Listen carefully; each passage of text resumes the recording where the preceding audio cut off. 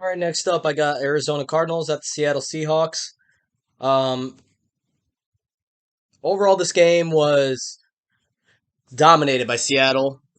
Arizona looked super inept. They beat them 19-9. Uh, Kyler, this game was 100% reliant on that backyard football, rushing for 100 yards. And, I mean, their receivers got some good receiving yards, but it was all off of broken plays pretty much. Uh, their offense is going to be super thankful when DeAndre Hopkins comes back. And DeAndre and Kyler already have a great chemistry.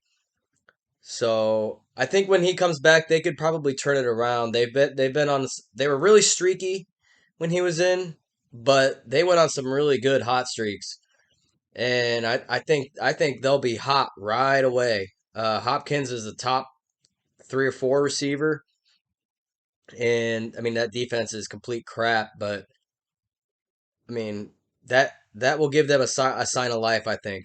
As for the Seattle Seahawks, Kenneth Walker is a great running back.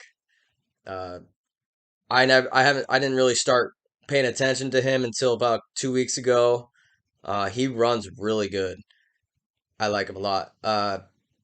They're playing really together football. I think they're all playing like they wanted to show the world that they could do it without Russ, and Russ ain't as good as you think. I think they have that mentality, and DK and Tyler Lockett are just on fire right now. They have great stats this year.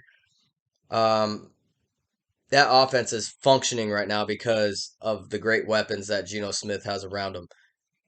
They're to me, they're an injury away. If DK, Lockett, Kenneth Walker, any of them got hurt, I think that offense would be really inept. I think that the weapons feed off each other. I think Lockett's always open because DK is always getting doubled. DK is a top 2 or 3 receiver in the league. So, I mean, he's going to get catches regardless if he's doubled or not, just like Cooper Kupp or DeAndre Hopkins. And Kenneth Walker is giving them space. Uh, Geno Smith, I think, is a product of a great team that's playing like on fire. Like they just want to prove to the world that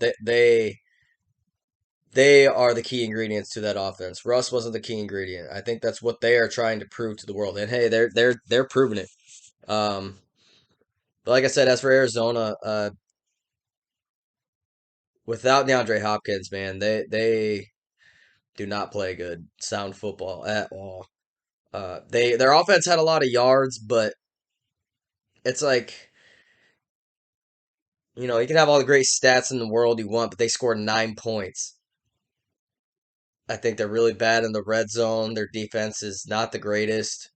Seattle had the ball for most of the game, uh, but I could see Arizona really turning it around with D Hop. They've gone on hot streaks uh, with DeAndre Hopkins in there. They've won 8 games in a row or 10 games in a row or whatever it was last year, and then or no, I think they went like 10-1 or something like that. And the year before or before that, they went on some kind of winning streak as well.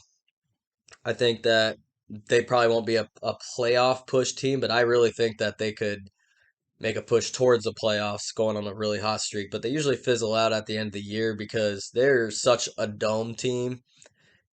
Like, to be honest, like, could any of you see Arizona going up into, let's say, Lambeau or Chicago in the cold or New York in the cold and ball out? I don't see it.